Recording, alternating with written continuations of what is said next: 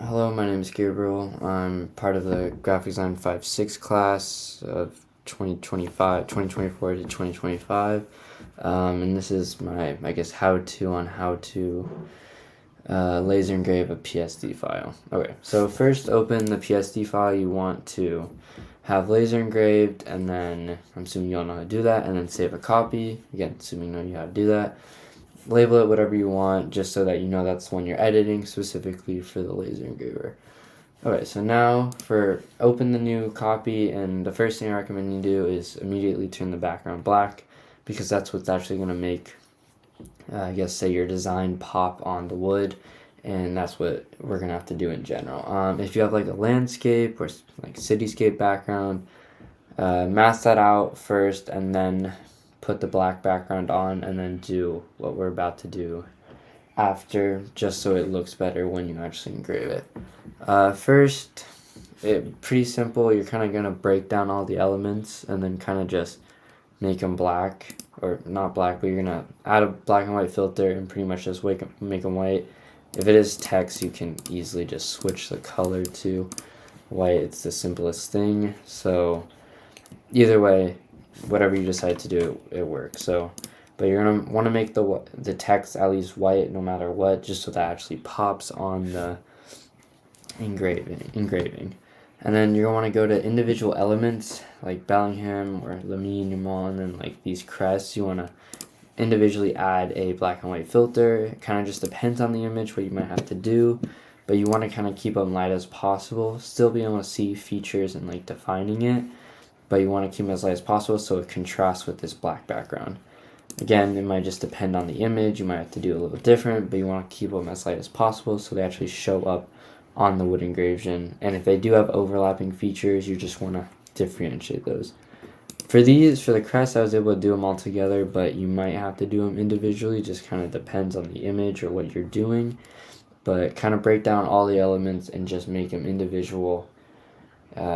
Do individual black and white filters, or just turn them white if possible. But have it on a black background too, so when you actually engrave it, which you'll see in the next video, just how it pops. Now what you want to do is save a copy, have it as a Photoshop PDF file.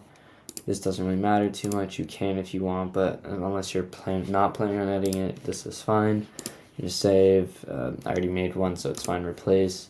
And then you have a high quality print, save, and then that's what you'll have to do, and then we'll go over what to do next in the next video. Bye.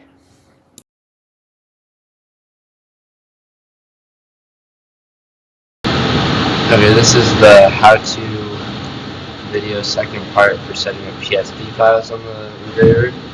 So, as I said in the other video, you're going to want to make sure the file is actually in the specific drive that connects to this desktop, which Mr. Peterson will have, or you might have, depending on which class you're in. You want to select your file, right-click, go to Open with Adobe Illustrator. Let's give that a minute.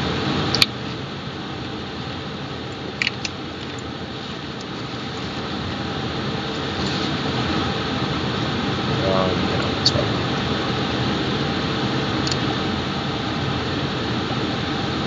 Alright, so now that you have your file open, also open, that's fine. You're going to hit Command P, or you're going to do File, Print, turn off Auto Rotate, you're going to drag it to this corner, and then you perfect, hit Print. This is going to pop up, and then in a minute.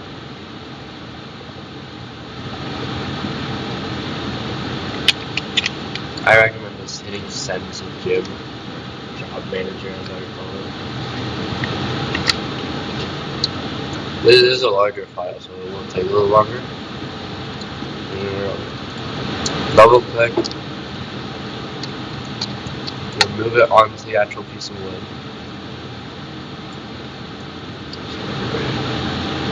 So right there, this is very important. Engrave, photo engraving. That's what you want it to be. Settings are fine. You hit save.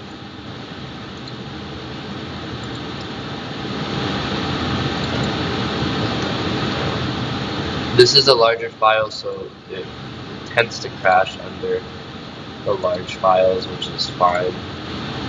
You might just have to open it a few times, but we already did all of our adjustments, so you can save.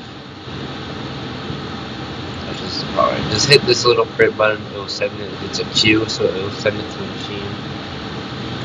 Okay, and then you can just put it into the counter as test, and then that's all you have to do.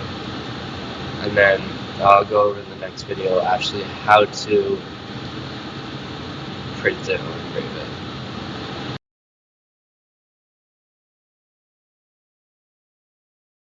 Alright, let's go.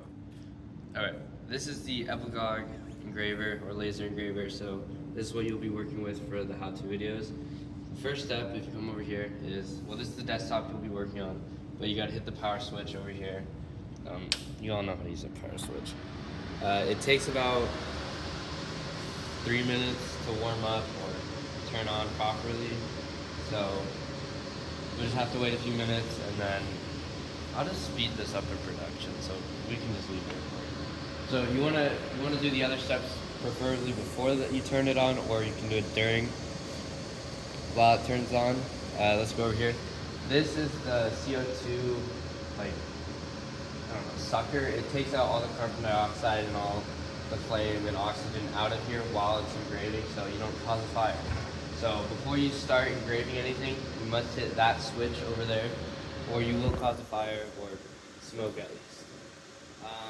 Inside, you want to make sure your wood is like tightly pressed up against this corner so that it has the ability to, I don't know, like level properly and everything. It's gonna do its own little thing first, and then if you come over here, ah shit, I gotta resend the file, that's fine. You come over here, I can usually, or give it another minute. So now, just record that. So now it's leveling itself.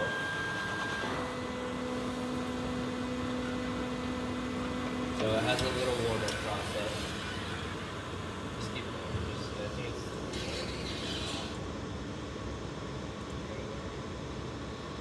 Okay, so now what I like to do is I go to this little Joy-Con and I just do autofocus so that it focuses with the wood it has. And then once you're ready to actually engrave your thing, you hit the 4 bars, you see your file, you turn on the switch so you don't cause a fire, and then you just hit this play button, and that's all you have to do. Don't stop. You record. I'll time lapse it. Wait, this is 18 minutes.